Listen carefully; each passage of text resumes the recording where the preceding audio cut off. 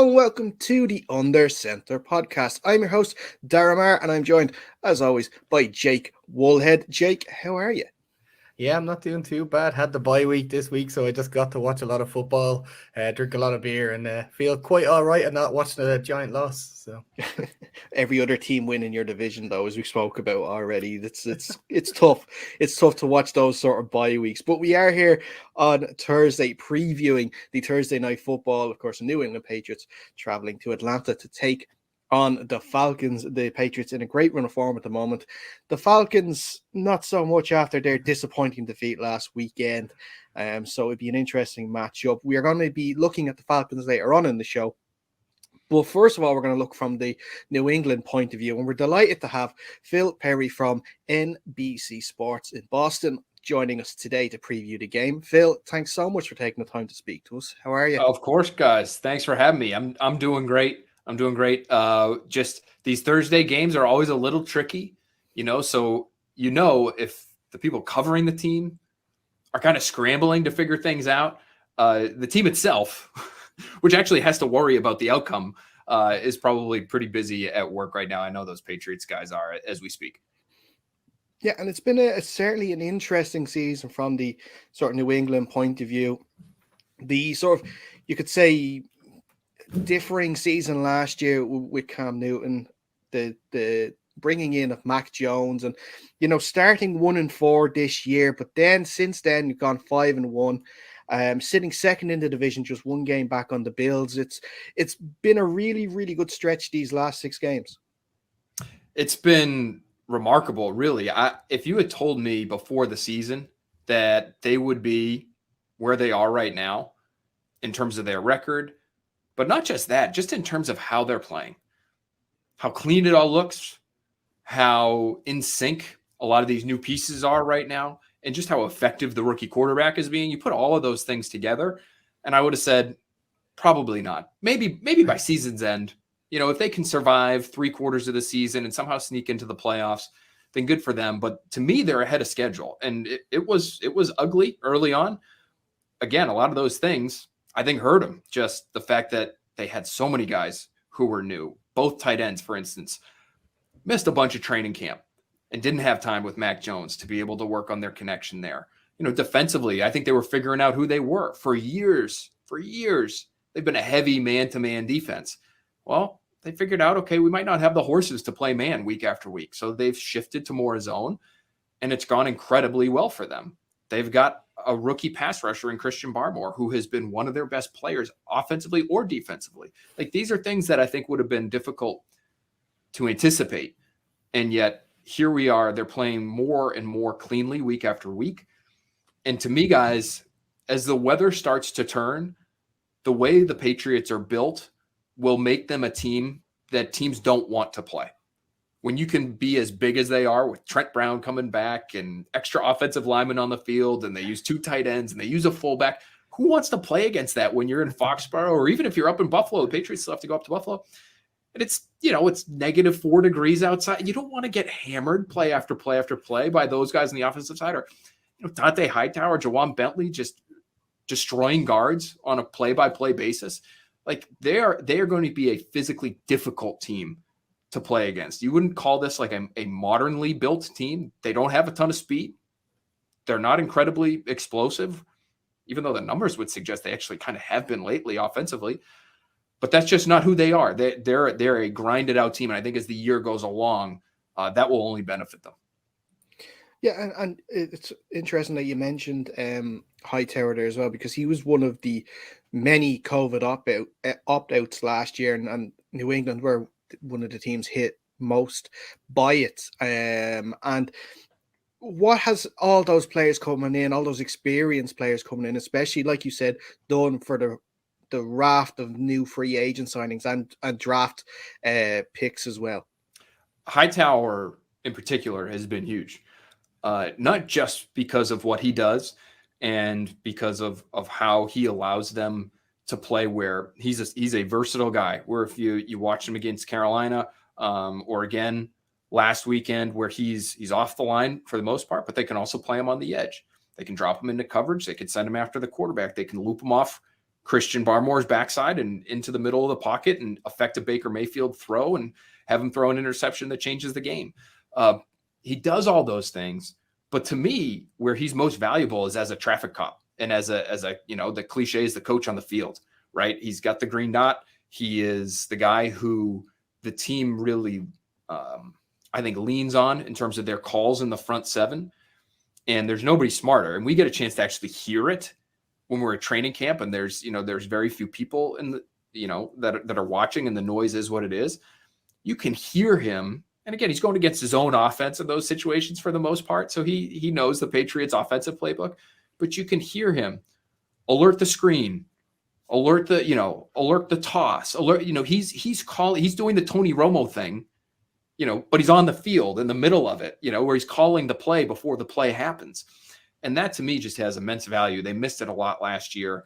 And for a defense that has as many new pieces as they do up front, Devon Godshaw, defensive tackle, Matt Judon, who's been tremendous on the edge, Christian Barmore again, you have him in the mix, and it allows those guys to get caught up to speed, I think, more quickly than they otherwise would. The other guy who came back from a COVID opt-out last year, who's been really huge for their offense this year, has been Brandon Bolden. Brandon Bolden has stepped into the James White role, which is critical in this offense. And they really haven't missed a beat. He's their guy on screens. He's Mac Jones's guy in the flat when he needs a little bit of a check down, but he can run the ball when they need him to. He can chip. We've seen him chip many defensive ends, talented guys, Joey Bosa, Myles Garrett last few weeks, and help their protection that way. So he's been a huge returnee as well for this team. And I just wanted to ask you, obviously there was a lot of new additions, especially offensively, for the Patriots this season, and two of them, Jonnu Smith and Hunter Henry, and Hunter Henry is obviously leading, I think, the NFL in tight end touchdowns at the minute with 7, which is, I think, that's pretty that's cool for, especially coming in, missing training camp a little bit, not getting the initial kind of chemistry down with Mac Jones. How do you think their relationship has evolved so far on the field? It looks like it's going really well. They're kind of clicking into space, especially coming into this second half of the season. They are. There's no question, because they are doing what they want in the deep red zone right now. It's almost like Hunter Henry can't be covered, which is a weird thing to say because he's not this physical freak. Like, he's not Gronk, right? He's not going to just, win every jump ball. He's not going to break away from you between the 20s if he gets a little bit of space and take it 60 yards to the house. That's just not who he is. But man, he knows how to get open, and he understands how to see things the way Mac Jones is seeing them. And so over the last several weeks, we've seen him, guys, used essentially from the same alignment, similar formations, and we've seen him catch touchdown passes on all sorts of different routes.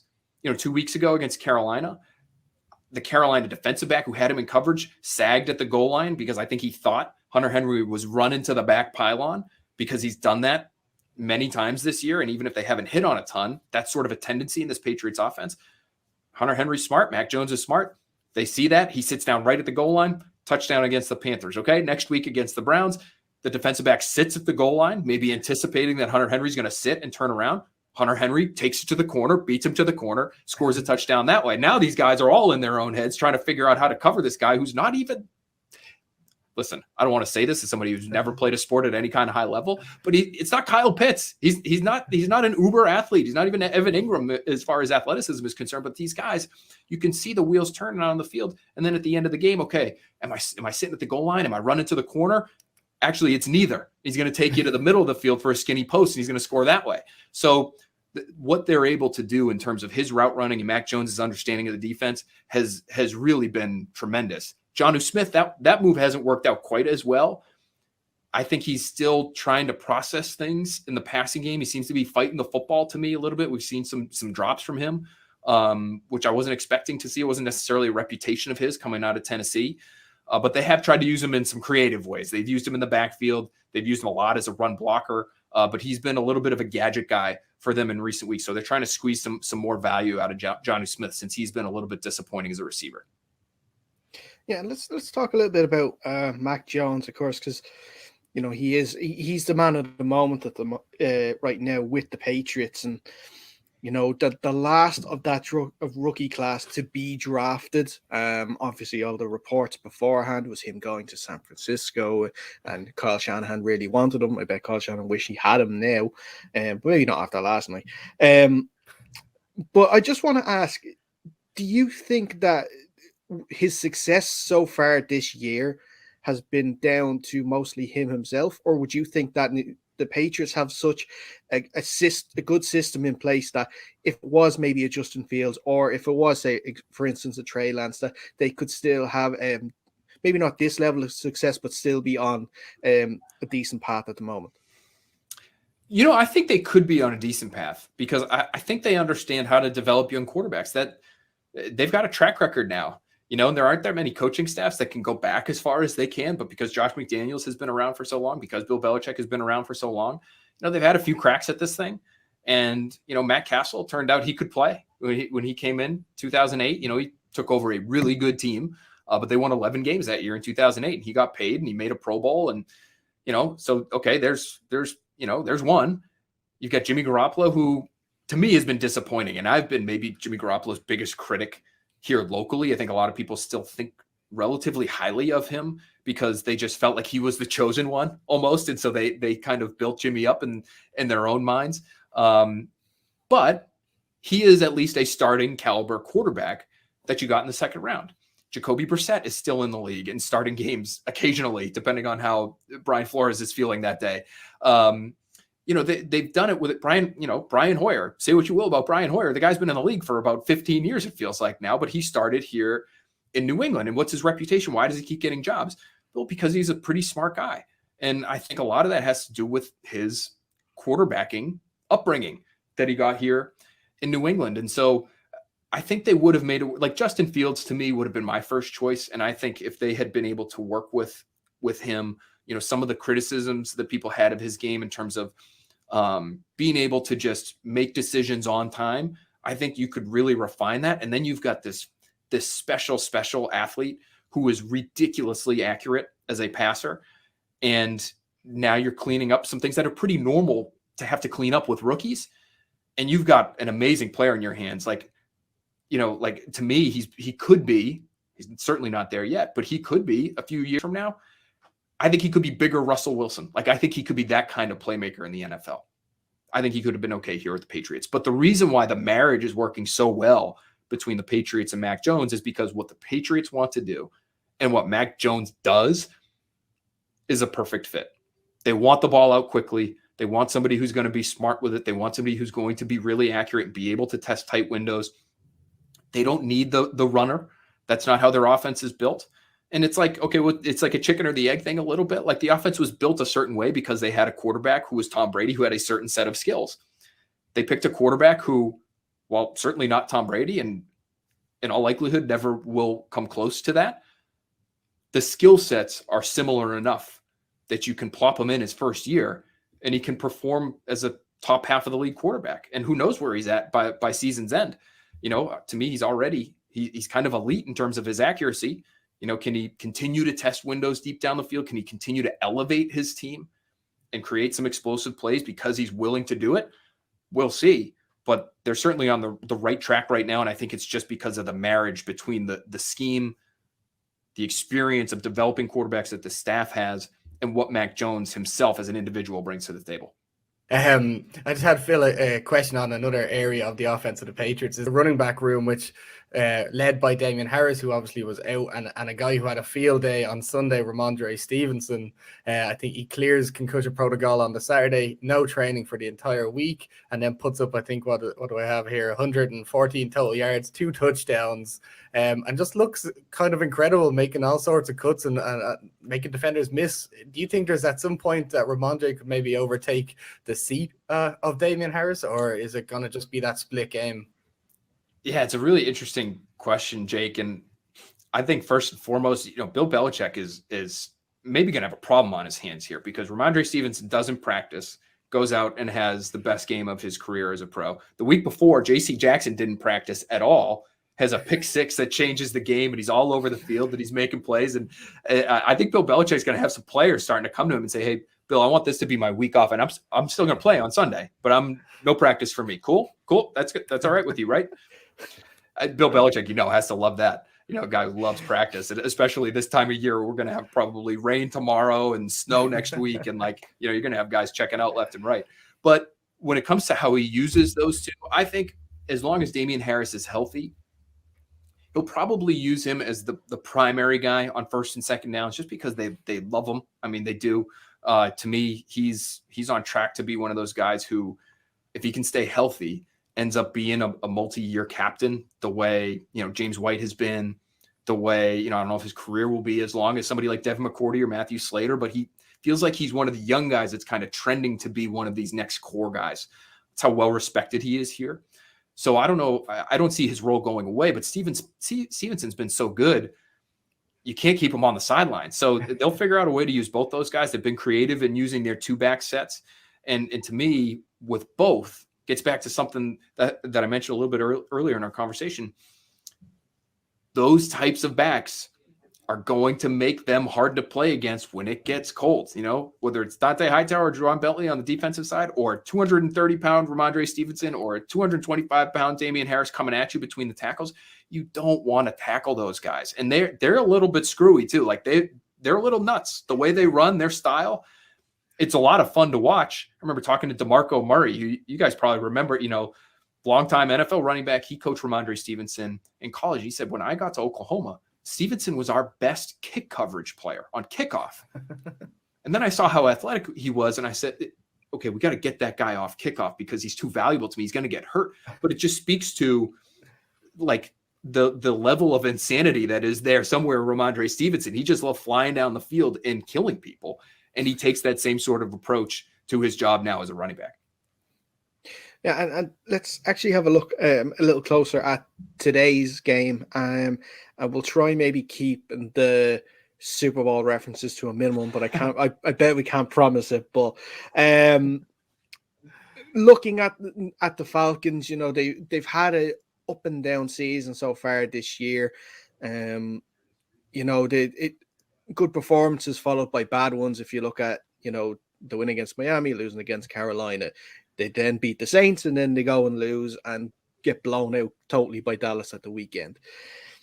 Cordero Patterson is obviously their main threat on offense. He's questionable at the moment if he's going to play or not. But if he does play, the fact that he is that dual threat in the running game and in the passing game, do you see Bill having maybe someone stay on him the whole game? Or is it like you were mentioning, just let the cover defense sort them out? Yeah, I'm really interested to figure out how they decide to play this, because if Patterson plays, he's too athletic to have a linebacker on him, right? For all the good things that those linebackers bring in the running game, they're 250, 260 pounds, right? It's why they are so good in the running game.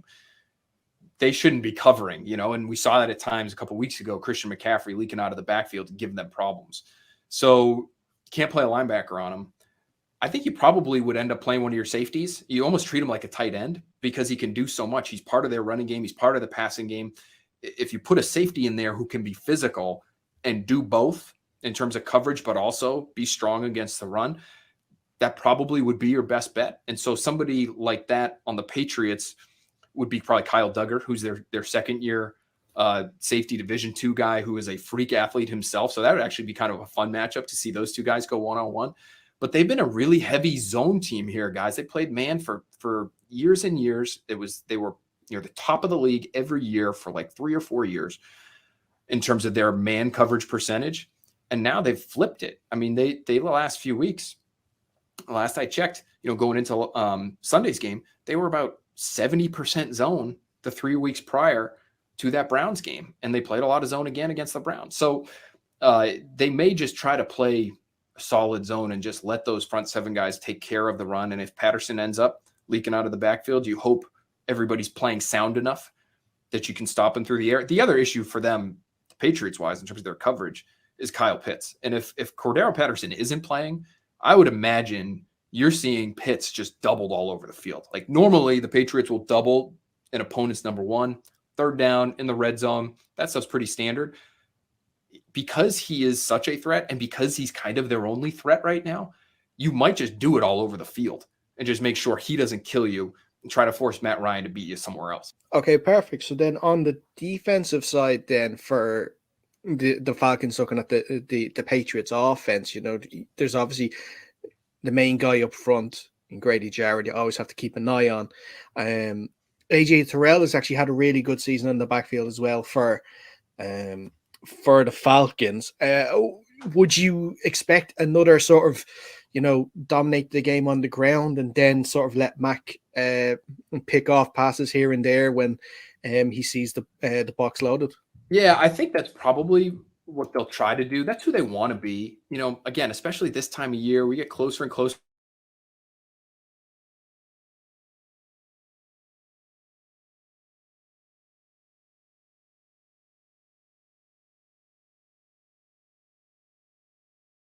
That they can run the football. And when you're looking at this Falcons defense, to me, guys, they're just so vanilla, that I think there will be runs there to be had. You mentioned Grady Jarrett, really good on the interior, and he's somebody that you will have to worry about, and the Patriots love to run inside. And so maybe this week they go to more of the end around stuff that we saw from Kendrick Bourne against the Browns, or more of the crack toss stuff that they did with Ramondre Stevenson, just to stress those edges that might be a little bit softer. So they're pretty versatile in that way. They can run power, they can run zone. They want to do that in the running game. They want to be able to keep you on your toes. But if the Falcons end up dropping a safety into the box and it's a lot of single high and they feel like they're outnumbered down near the line of scrimmage, then you've got to be able to just test those one-on-ones on the outside. You see single high coverage, those corners on the outside are on an island. And I would have said, back in week 2, week 3 with this offense, that's a little bit of a problem because Mac Jones isn't necessarily going to push it down the field, and he's not necessarily going to trust himself or his receivers to win those one-on-ones. But the quarterback we've seen lately and the offense we've seen lately, they are more willing to do that. And we've seen more faith. We've seen more aggressiveness. The touchdown to Kendrick Bourne against the Browns, he wasn't open. He was getting contacted 10 yards down the field, and the safety's coming over the top. There was almost no window there, and he threw it anyway. And that throw to me was a real sign of how much Mac Jones has grown, because I think, again, first month of the season, he would have taken Hunter Henry out into the flat, leaking out after he had chipped the end, and they would have got maybe 2-3 yards, and they would have been in a bad situation behind the chains.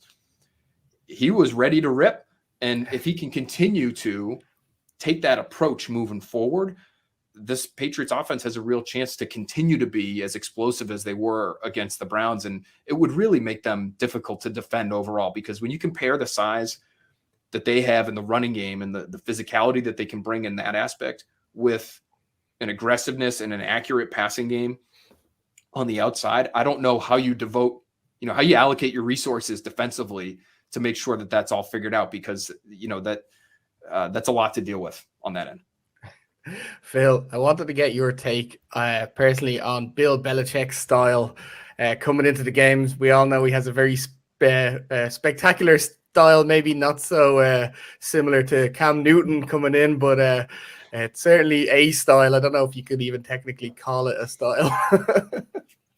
Yeah, it is something else. I mean, when he rolled in, I believe it was to Carolina with the sweatsuit the other day. That was next level. Like, we know he likes the sweats. We know he likes to be comfortable, but that was, you're at a slumber party at your buddy's house and something happened in the middle of the night and you just decided it was time to go home. Like, you didn't like the setup. You got a little spooked by something that you heard maybe under the bed, and you decided to roll out. That was a couple weeks ago. You're not going to see any Cam Newton hats for Bill Belichick anytime soon. Although I would direct you guys to Bill Belichick's Monday Zoom press conference with us this week. Very stylish winter coat that he came into that one with. So I don't know if he was just coming to the office that day or if there was like a little draft in the room where he's normally doing his back and forths with us. But he brought it. He actually got a compliment from someone in the press corps here, and he seemed to really appreciate it. Got a rare smile out of Bill Belichick. Although I say rare smile, last month or so, if you guys check in on any of these videos, when you see him pop up, Bill Belichick's been in a very good mood, which is a good indication of where he feels his team is at right now. So we'll just have to continue to track it and see if his dress sort of follows along those lines as well. And we start to see a more and more glamorous Bill Belichick by the week if his team keeps winning. I think somebody asked him about how well the team is doing going into the second half of the season, and he said, "I like to play well all year round." Right? Yeah. I really like his. You may not believe this, but we try to win every game. Yeah, we're trying to play well all the time. Yeah, he's cracking jokes at press conferences. He acknowledged the fact that J.C. Jackson didn't practice, then had a great game. He said, "Yeah, I had to talk to him about that. I just want to make sure that he knows that." We're not doing that all year where he doesn't practice and then ends up being the player of the game. So, he's feeling good right now. He is, and he should. There's a lot of pressure on the guy. I think coming into this year, rookie quarterback. Now you're 2 years removed from Tom Brady being gone. You had a sub 500 year, didn't make the playoffs with Cam Newton in 2020. Like, you spend all the money that you spend in free agency. Like, there was pressure this season for his team to be good. Now it looks like they're good, and it seems like he's enjoying it. It's interesting that you mentioned the mood of Belichick and where his team is at the moment. And I'd like to get your point of view where you think the team is at, because they do seem like a very together group. I just think of the celebration for Jacoby Myers' touchdown on Sunday, obviously his first touchdown in the league. And, there was definitely more than 11 guys on the field there congratulating him. It seems like a really together unit at the moment. And, like we mentioned at the start, they're only one game get back on the Bills, still to play them twice. What could possibly be the ceiling for this team this year? I still think they are very much in the mix to win the division. I think the Bills have some real problems, and not that the Patriots are a perfect team by any means, but for them to lose to the Jaguars, I don't chalk that up as a bad week. I chalk that up as your team, it was a bad week maybe, but your team also has to have had some real issues, some underlying issues for you to perform that badly against one of the worst defenses in football and score 6 points and lose. It's just, to me, they are a little too one-dimensional. And I know they just beat up on the Jets. Congratulations to them. Patriots just did that too, by the way. But I don't know how much it tells us about where they're at. They've got some issues up front on their offensive line, their ability to run the football. Like in that Jaguars game, they ran it 14 times and Josh Allen had 5 of those. They scored 6 points. That's not a healthy offense. There's something wrong there. To me, they're built to be the greatest show on turf. They're not really built to play in Buffalo. Like all the receiving talent that they have this really dynamic quarterback. They want to throw the football. They want to be in 10 personnel, four receivers on the field. Like, the way that they are structured would lead you to believe that maybe as the season gets later and it gets harder to throw, that they get a little worse. And I just wonder if between the little bit of a regression that we've seen from Josh Allen last year to this year, some of those dynamic, ridiculous off the wall plays that he made last season just aren't there to the same rate, I would say, as they were last year. To have some injury issues on the offensive line. I think their defense is fantastic. Their defense has been good, and there shouldn't be any issues there, and I think they'll continue to be good. I think Sean McDermott's smart when it comes to running that side of the football. But offensively, I think there are problems. And so it's a long way of saying the door is open for them to win this division. They've still got 2 games left against that team. The weather's going to get worse. We'll see how they end up performing. But to me, they have a quarterback, whose arrow is pointing up. And I think he's going to get better as the year goes on. If they can stay healthy, the Patriots, there's no reason they shouldn't be in the playoffs, whether they win the division or not. And to me, they have a real chance of winning a playoff game. Could they win 2? I wouldn't rule it out. Can they get to the AFC Championship game? I wouldn't rule it out. And that to me would have been a crazy thought to have before this season started. But the way things have come together, and yes, they beat up on some bad teams, but to beat up on the Browns the way they did, to beat the Chargers on the road. Chargers were coming off a bye. That's a really talented team with a good, smart coaching staff and a great quarterback. They're doing some things that we can't ignore any longer. We've got enough of a sample size in terms of evidence as to who this team is and can be. And to me, it's a playoff team. And talk to me after those 2 Bills games, and it might be even more than that. Yeah. Well, we will talk to you after those Bills games, but we want to get your prediction for the game later. And before we do, I just want to let you know that the NFL, I'm sure you're well aware, the NFL has been quite drunk lately with these weird results that we've seen. I know. And it seems as though the AFC kind of is a lot more affected as well, because these potential number one seeds, potential division winners on a high, and then these losses come in out of nowhere. We saw just with the Ravens there last Thursday night, so it is, of course, it's a trap game, but do you still think that the Patriots are going to come out on top? I do. And I think it just comes down to talent for me. Even you could even take away the fact the Falcons are dealing with a rookie coach on a short week, Thursday night game.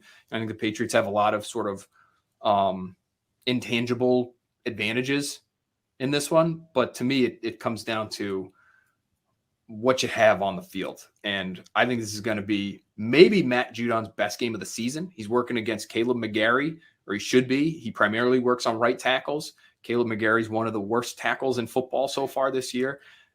That's going to be a problem for them. So, these Falcons, they're not really built to play from behind. The Patriots might not be either, but the Falcons definitely aren't. And so if the Patriots can get out to a lead, force the Falcons into some passing situations, I could see Matt Judon going crazy in this game with the hits and the pressures and the sacks. And so I'm going to say my prediction would be that the Patriots end up winning this one 31-10. That should be a cover. Should be a cover. It's definitely a cover. I think the Patriots are 5.5 points. They should roll. And if they don't, I don't know, maybe this is, playing both sides of the fence. These Thursday night games, I mean, the NFL has been drunk, period. These Thursday night games have been drunk for like 10 years now, right? So like anything can happen in these games. So if they end up just eking out a win, I don't think that is a huge indictment of who the Patriots are as a team. I'm sure they'd be happy to win no matter what. But just given everything that we can see and that we know about these two teams right now, the Patriots really should roll. Brilliant stuff. Phil, it's so great to talk to you, previewing the game this evening and talking about the Patriots, obviously, as a whole. Before we do let you go, for anyone interested, where can they find your work and podcast? Yeah, they can find all of our stuff at NBCSportsBoston.com. I'm on Twitter at Phil A. Perry, constantly, annoyingly so, tweeting out links and podcasts. The podcast that I host is called the Next Pats Podcast. Every week we try to bring on some kind of guest that's looking generally at the younger players on this Patriots roster. In the offseason, we really go nuts, and it's a very draft heavy podcast, which I love. I love the draft. I love everything about the draft. And so we talk about it all offseason long. In season, we're more focused on whether it's the rookies or the second year guys and how they're performing. So as you can imagine, it's become essentially the Mac Jones podcast. Week after week, we talk a lot about the rookie quarterback, but that's a lot of fun. You can find that anywhere you get your podcast. We're on YouTube as well. And so hopefully people can check us out there. Brilliant stuff. Again, thanks so much. We hope to speak to you again, if not before the end of the year, at some point during it. Once again, thanks so much. Anytime, guys. Happy to be on with you. My mom is going to be thrilled that I spoke to a couple of buddies in Ireland, talk some football. Very proud Irish American. I'm half Irish, half Italian, but County Clare, Lahinch. Okay. Nice. We've still have some family in the area there, so maybe they're listening as well. But yeah, my mom really, first and foremost, and you guys know how important that is. She's going to be absolutely psyched. So she probably, hopefully, will be listening to this episode just on her own, like between 12 and 15 times. So like we're going to be bumping up the numbers here. We're going to be getting that thing going. That's grand. That'll be doubling our numbers, so we'll be perfect. No, we really appreciate it, Phil, and we do hope you enjoy the game, and hopefully that your score prediction comes true, because I know I'm going to have to bet for them to cover now. Have to. And if they don't, you can call me and scream at me. It's okay. We're all good. That's no problem. After your mom watches this, I'm sure she'll be doing it. Yeah, and you know what? She would back you up on that. She would back you up on that. Excellent stuff. We're going to take a quick break, but when we come back, we are going to be looking at the Falcons side of tonight's game.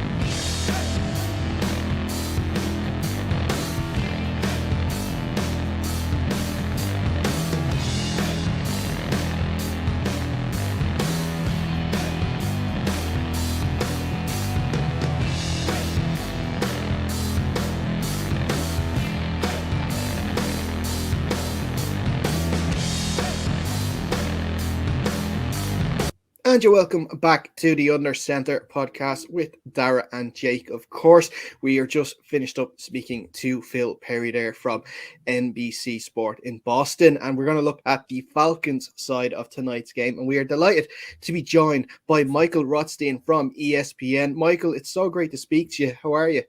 Oh, I'm great. Thanks for having me. This is, I think, my first ever European podcast. So I'm very excited about that because I travel a lot in the off season.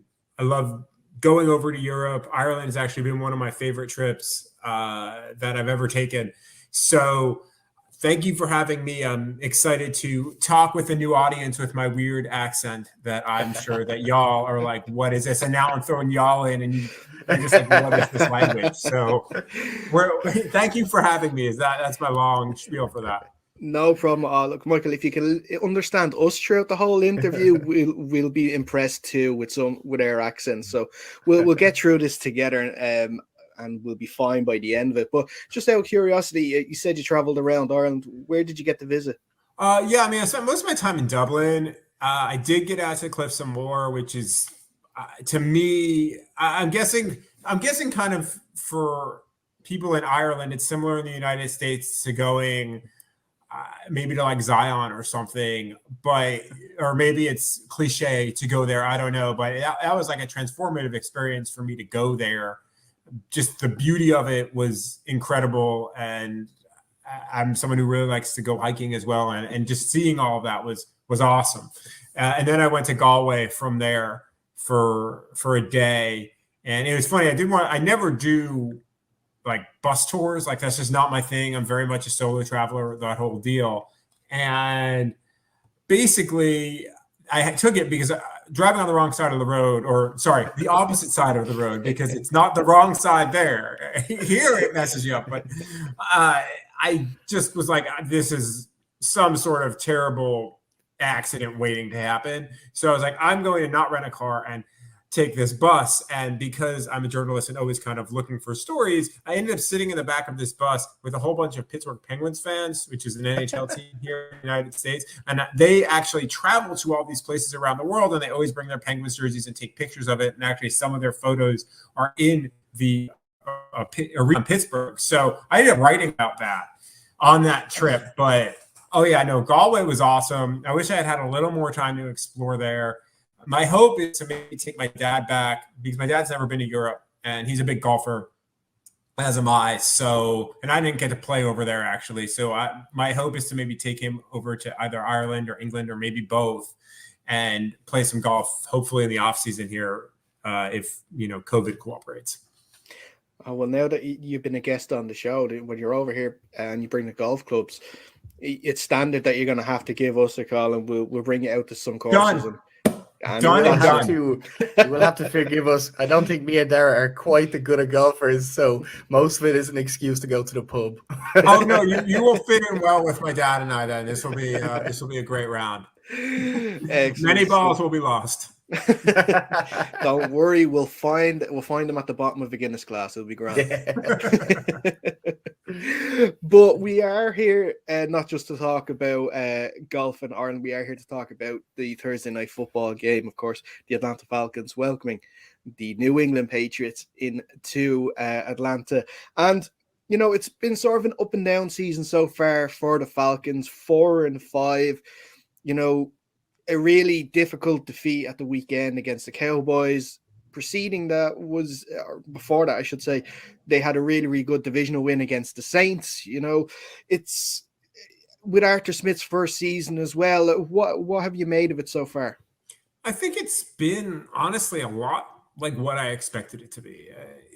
You look at this roster, right? And I had said this before the season, or on every platform I've ever talked on, in that they do not have depth. I think their frontline talent is pretty good at a lot of positions, even though some of that talent has not played up to expectation or is not available at the moment. And my biggest concern was, well, when injuries hit certain positions, what is that going to look like? Because they had to make a lot of moves, a lot of restructures, trading Julio Jones to even get to the salary cap number. And you saw that too, because a lot of the free agents they signed were guys on 1-year deals because they couldn't afford to sign guys to multi-year deals. And the one guy that did, Mike Davis, who they signed to a 2-year deal, is actually vastly underperforming, I think, a lot of people's expectations. They'll never say that publicly, but listen, you signed him to be your number one running back, and he's behind Cordero Patterson in rushing yards. I don't think that was the plan. So I look at it and I say, well, for what their roster is, for what their schedule is, they're not bad. They're doing about what I figured their high end might be. Maybe they should have won that Washington game because they kind of collapsed there. But they had, and I wrote about this a couple of weeks ago, they have an incredibly high variance in that they can have incredibly good games, like when they played the Saints, when they played the Jets over in London, even though, I mean, listen, the Jets are not a good team, right? But the Saints are. But then they've mixed that in with really terrible performances like Philly in the opener, Carolina, where, yes, it was a one-possession game, but listen, their offense was atrocious that game. And then the complete tire burnout that was Dallas. So I think that they're kind of just a team that's going to be very unpredictable this season. You don't know exactly what you're going to get from them week to week, which in the NFL is the definition of a mediocre football team. And I think that that's probably where they are right now. And that's not a bad thing. There are fans in Atlanta who are like screaming for Arthur Smith's job. And I'm like, well, hold on a minute here. Like, no. First of all, he's in his first year. Second of all, if you watch their offensive game plans, more often than not, they're good offensive game plans. It's not his fault, but they're in the situation they are between the cap and between some of the talent level they have. And sure, he's learning on the job as well. So I look at this and I say, yes, this is a long answer for saying I think they're about where I expected them to be. And this game will be critical. I think New England is if you asked me a month ago, I thought that this game would be a kind of mark it off as a win for Atlanta because I thought Atlanta maybe found something. New England was struggling. Now, New England is maybe the hottest team in the NFL right now. And I don't really, other than maybe Tennessee. And I don't necessarily know if Atlanta can handle that, especially because Cordero Patterson is questionable as of right now when we're recording this. Arthur Smith said Wednesday that he's going to be a true game time, figure it out during warmups decision. Hayden Hurst has missed the last 2 days of practice, and that generally doesn't bode well on a short week for you. So I think all of a sudden, offensively, I don't know. Russell Gage has been, like we were talking about guys who've underperformed. Russell Gage has been very inconsistent. Olamide Zaccheaus has not been all that consistent. And Calvin Ridley's obviously on the NFI list dealing with personal issues. So they just don't have the offensive options right now other than Kyle Pitts and Patterson if he plays. And then on defense, listen, this was a defense that had major questions going in. You looked at this roster and you wonder how they were going to rush the passer besides Grady Jarrett and Dante Fowler, and Fowler's been hurt. And that answer remains is, how do they rush the passer? They haven't been able to do it with much success, and that hurts what they're able to do in the secondary. They're having some issues in the secondary as well, particularly at the second corner spot, although I think Fabian Moreau and Avery Williams have played better than they showed on Sunday. And that, like I said, was just a terrible matchup for them. Dean Pease admitted on Tuesday that they had some blown assignments in zone, which kind of forced him into man, which he didn't want to do because he knew what that was going to mean. And we all saw what that meant, which was, CeeDee Lamb played a half and basically had a game's worth of production in a half. And Dallas could have named their score offensively if they wanted to. I mean, if they really, really wanted to, I believe they could have put up 60. That's how they were rolling. And then they pulled guys. So, yeah, I think that's just kind of where they are. Long answer. Sorry. Michael, I do want to ask you. Sorry, Jake, I was just going to say very quickly, I must say, you were saying earlier about Mike Davis, as some people won't say that he's underperformed. I will say happily that he's underperformed. As someone who owns him in 2 fantasy leagues, he has vastly underperformed my expectations. But sorry to interrupt there, Jake. Oh, no, he absolutely has. There's no question about that. Listen, this is the truth of it. When you ask a coach about a running back, and the first thing they point at, who's maybe supposed to be a featured back in your offense, and the first thing they talk about is pass protection, that's not good. That's not a good sign. And that's what Dave Ragone did when I asked about Mike Davis. I think it was me who asked about it a week ago. And he pointed to the pass protection and what he does in pass protection. Well, Mike, that if that answer was about Wayne Gallman, fine. Because like Wayne Gallman is, he has a specific role. There are certain guys that have specific roles and they're really good at that. And that's why they're on the field. But if this guy's supposed to be a featured guy, that's the answer. That's a problem. And that tells you, I think, a lot without telling you stuff. Michael, I did want to ask, you mentioned earlier just about the defense. And I was just reading, I seen a quote from, I think it was DMP's, or the defensive coordinator. Obviously, he's a four-year defensive coordinator. And somebody had kind of asked him whether it was personnel or whether it was scheming. And he kind of said that, I'm not losing my point. He kind of said that he had kind of whittled down the defense down to from like his full playbook down to 30% plays and still kind of struggling sometimes on the defense. So I did want to realize that you kind of dropped to 43 points to Cowboys and you're coming into a Patriots game where they just dropped 40 odd points on the Browns. So are you kind of thinking, is it scheme, is it personnel? And are you worried in this game that something similar could happen? Oh, sure. I mean, I think that's this concern with any explosive offense in the NFL or any efficient offense in the NFL when they're playing the Falcons is that this defense will just kind of fall apart. But the converse of that is that you look at how they played against the Saints, and really for 3 quarters against the Saints, they were a good defense. They were aggressive. They were playing smart. Obviously, things fell apart in the 4th quarter, but they ended up winning the game. So, yeah, Dean Pease. So I'll break this down for you pretty quickly. So Dean Pease, his first-year defensive coordinator, but he's been a defensive coordinator that longer than – I don't know how old y'all are. I'm 41. Dean Pease's first job as a defensive coordinator happened the year before I was born. So that's how long he's been in coaching. And he's been largely a defensive coordinator at most of the stops he's been at, college or pro. I wrote about this in August and how he's evolved, and he's really been a trendsetter in in rushing from the secondary, for instance, nickel blitzing. Like that's a big thing that he really honed that so many teams use now.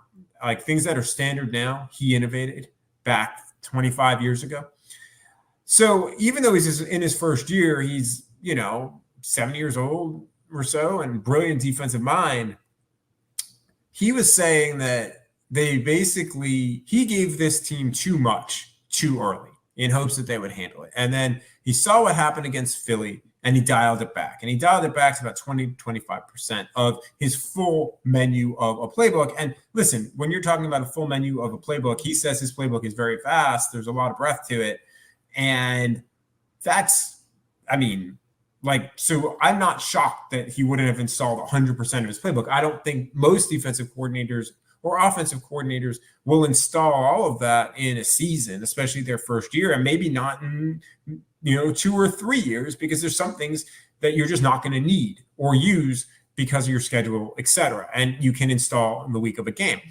He said recently he bumped that up from 25 to 30%, and that's kind of where they are right now, and that's basically because of what they can handle. And I think, 30% of a Dean Pease playbook is still a lot of stuff, for sure, but it does speak to what they have, perhaps personnel-wise, what they have in some cases talent-wise. And remember also, and this goes underrated a little bit, Avery Williams hasn't, in my opinion, had a terrible season, especially considering the situation. Day 3 draft pick being thrown in as a rookie. Their hope initially, I'd asked Arthur Smith about this last week, and he had said, yes, Avery Williams is doing more than they had anticipated him doing as a rookie because Isaiah Oliver got hurt. Isaiah Oliver was playing very well before he tore his ACL. And that, I believe it was a torn ACL. My brain's a little bit scattered today.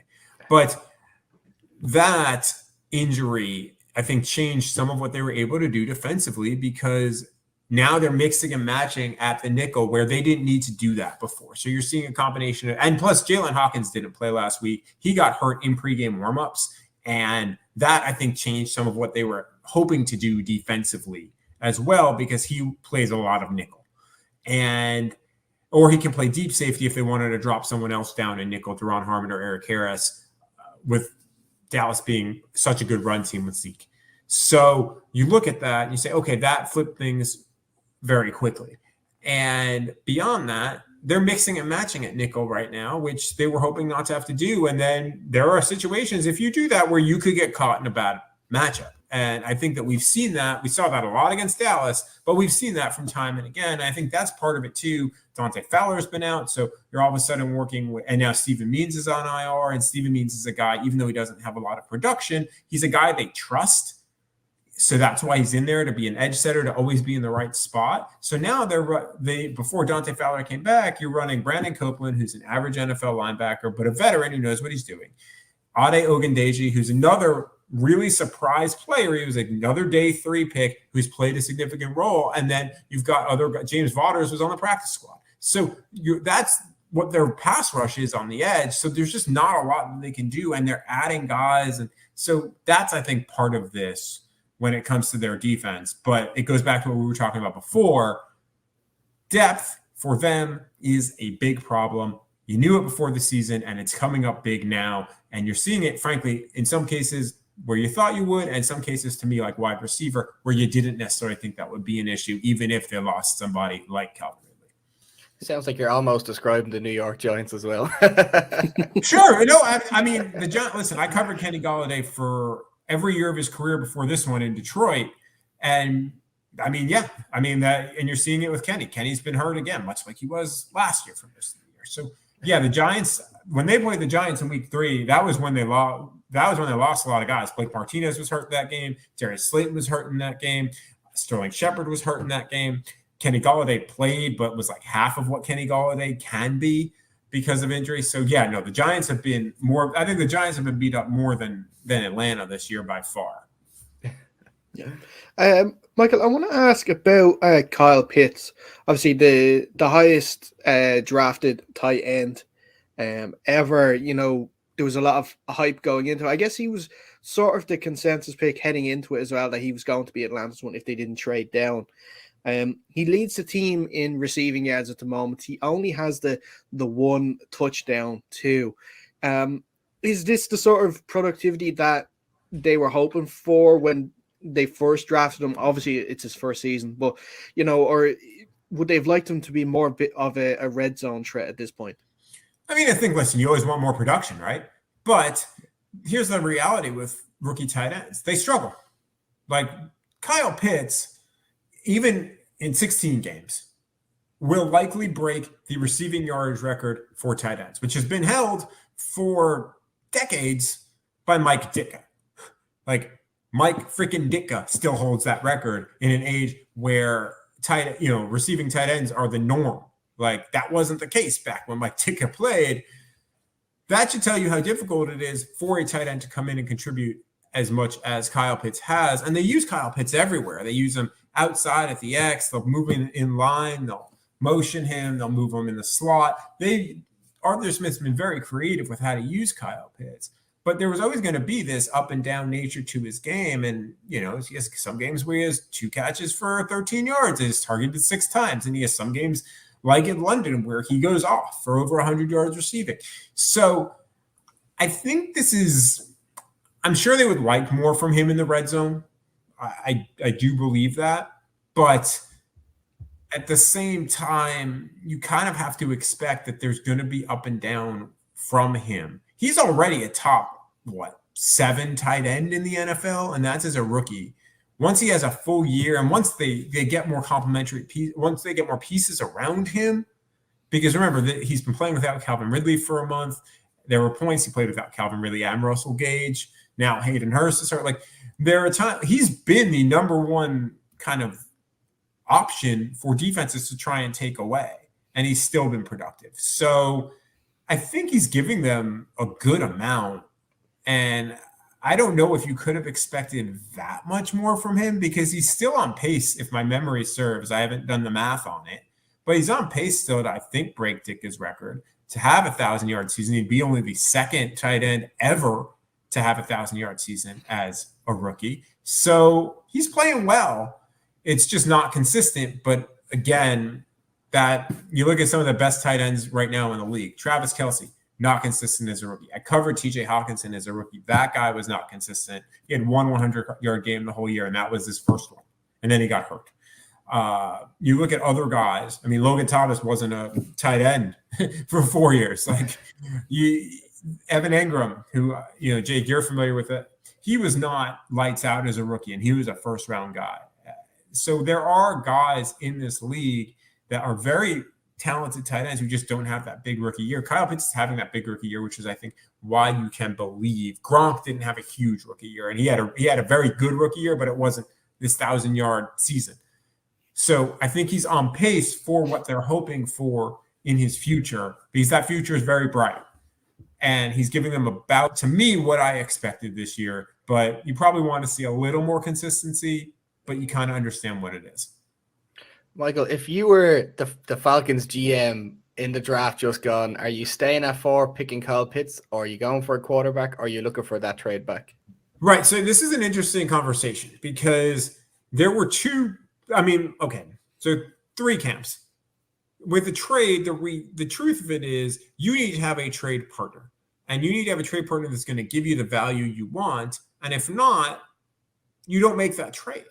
So I don't know exactly how much they really had trading down as an option because there were so many quarterbacks in this draft. Now, I believe had one of those quarterbacks taken in the top 3 fallen, like say San Francisco had taken Kyle Pitts, which they wouldn't. By the way, George Kittle and other guys struggled as a rookie.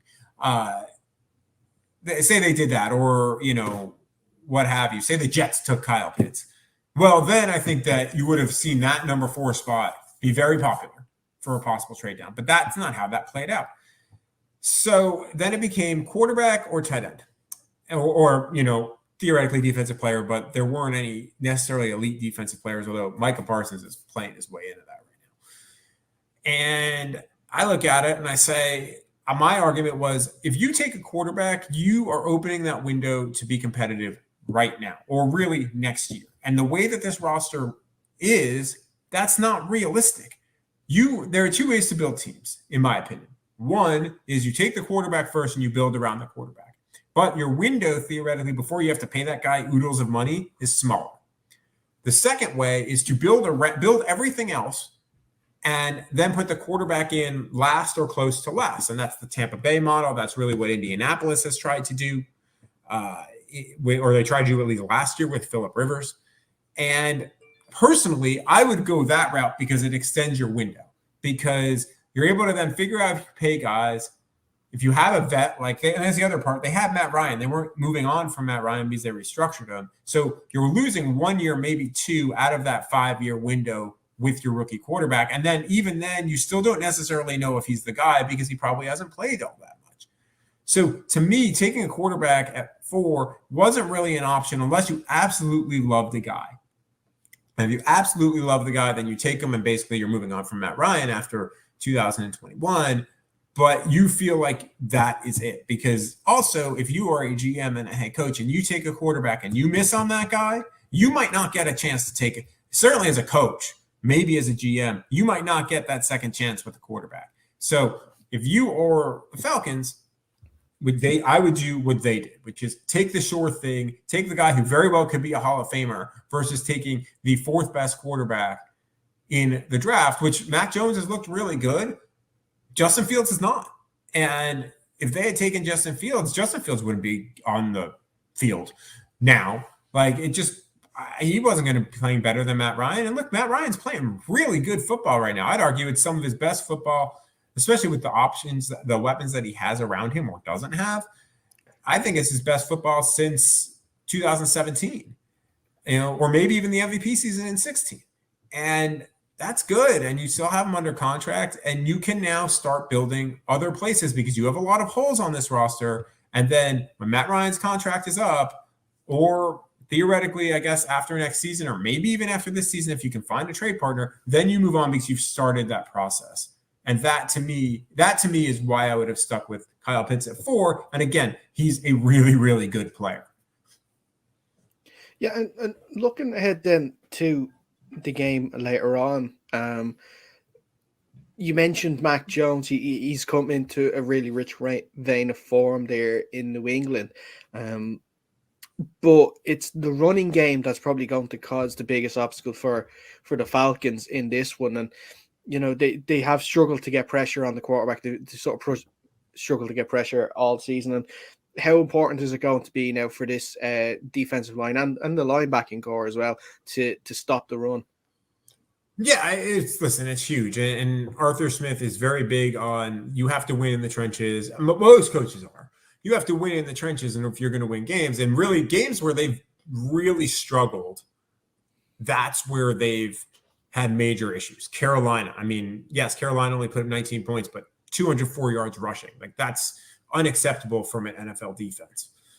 And Dallas, everything failed. Philly, they couldn't handle it. I mean, and those are games where they lost on both sides of the line of scrimmage. They have to be better on the line of scrimmage here. Now, I think they have it in them, but they haven't been consistent. And at least from a pass rush perspective, I don't think they have the guys other than Dante Fowler and Grady Jarrett. From a run defense perspective, I think they do have some of the guys, and Grady Jarrett is fantastic against the run. I mean, he's just a great player. But I think there's a little bit more potential there. Now, what's interesting to me is how, and I had Mike Reese on my podcast, which should be out now. It's called From the Perch. Mike Reese is the excellent ESPN Patriots beat reporter. And we were talking a lot about Mac Jones. And, Mac Jones is throwing the ball downfield a little bit more last week against Cleveland, but it's a lot of short passes, screens, drags, slants, stuff like that they've been doing, quick stuff. So that's going to negate a pass rush anyway. And that's a pass rush that Atlanta doesn't have, at least with any consistency. So I think they're in trouble there for sure. And I'm curious to see how they handle that, because I think if New England gets rolling on the ground, it could get ugly really quick. And then if you don't have Cordero Patterson, if you're Atlanta, this is what my strategy would be you want to try and run the ball, even though you don't necessarily have the guys to do it, because you want to shorten this game, because how your offense is limited per se. And that to me, I think is one of the more interesting storylines, on-field storylines of this game. Yeah, and sort of looking then on the other side of the ball there with the Falcons offense, and the offensive line is staying in the sort of trenches with the offensive line, and right tackle Caleb McGarry going up against Matthew Judon. That was one thing that our previous guest there pointed out as a definite area to look at because of how good Judon's playing this year and sort of the struggles that McGarry's been having. Yeah, I mean, Caleb McGarry, they need to figure that out in the offseason. Former first-round pick, so you need to make maybe decisions there. But they have a lot of tough decisions to potentially make in the offseason. I don't know. I mean, if I'm them, I put Lee Smith in. And again, if Hayden Hurst is out, you might see a lot of Lee Smith anyway. Lee Smith's not a pass-catching threat, although he's having a career year as a pass catcher with like 13 receptions. But he is basically a offensive lineman in a tight end's body. And it would not shock me if you see a lot of Lee Smith kind of attached to Caleb McGarry again, or wherever, or if they move Judon around, because Bill Belichick's done a lot of different stuff. If they do move Judon around, maybe he's on the same side as Jake Matthews, although Matthews versus Judon, I think, is a more even matchup. But yeah, if he's against McGarry, I would put Lee Smith there a lot and try to help out. Maybe have a running back chip. You are going to pay a lot of attention to Matthew Judon if you are the Falcons. But one thing Arthur Smith has done really well throughout this season is he's done a good job of scheming his offense and his offensive line to move the pocket, to create pockets. Sorry, a lot of pockets there, but for Matt Ryan. And it's why you haven't seen Matt Ryan take a lot of sacks. Some of that is Matt Ryan's footwork and his savviness, but some of it too is Arthur Smith's scheme of creating pockets, which allows Matt Ryan a little bit more time or an escape hatch to then move a little bit and be able to make a throw or throw the ball away or something like that. So I think that they'll try to scheme some of that too, to alleviate some issues that Caleb McGarry might have. But it's the same issue in the middle of the offensive line with Jalen Mayfield, their left guard, who is a rookie and is going through his own rookie ups and downs, to which you can expect. So they've got a couple spots on the offensive line that have holes. And like I said, I think they're going to do a lot of scheming, and you're going to see a lot of quick passes, maybe not a lot of downfield shots to try and negate that. And you might see a lot of play action too. They've been doing that a decent amount this year. Yeah, and then we're going to wrap it up here soon and quickly. And the loss of Ridley has been tough on the team, and he's obviously fighting his own demons at the moment, and we wish him all the best with that. And Russell Gage, I think there was a lot of people hoping he would have this breakout year now too. Is there an opportunity there then for one of the other guys to sort of take that step up? And is it maybe Russell Gage is maybe just naturally that number 2 receiver instead of being the primary wide receiver? He prefers the secondary role. I don't know if he prefers a secondary role. Every receiver wants to be the number 1 guy, more or less, but I think that's more where he's suited. And I don't think there's any question about that, because right now, and let's be fair, he is not their number 1 receiver. Their number 1 receiver is Kyle Pitts or Cordero Patterson. And the other guy is number 2. Like Russell Gage is probably 3rd in that pecking order of guys that Matt Ryan's looking to and guys they're going to focus on. But he hasn't performed like that. Tajay Sharp has had a decent year. He's made tough catches. He's made tough, grabs in tight windows. So that's a guy that maybe you see step up a little bit more. But listen, Tajay Sharp's been around, been a few different places. It hasn't always worked out for him. So it's not like he's this game breaker that's going to make a huge difference for you. Now watch, by the way, I say this and he goes for like 10, 140 and 2 touchdowns, tonight. But I just don't see that.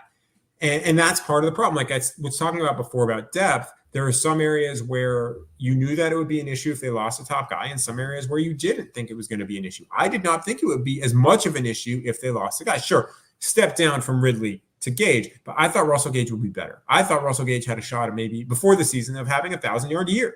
Really did. And he just hasn't performed to that level. And beyond that, Olamide Zaccheaus I thought would have a better year. Now he's gotten a few touchdowns, but it hasn't been, consistent. And they need those guys. They need one of those guys to step up because right now they don't have A, the depth, or B, the, how do I put this? Like talent to be deep at receiver. It's just not there. A guy to watch for. He's on their practice squad right now. Don't know if he'll get any sort of elevation for the game. Possibly by the time this airs, he will have been elevated. And that's a guy, Marvin Hall. Because Marvin Hall, what he gives Atlanta potentially that no other receiver on their team has is pure speed. I covered him a little bit in Detroit. He really only, he tries to run the full route tree, but his best route is a go.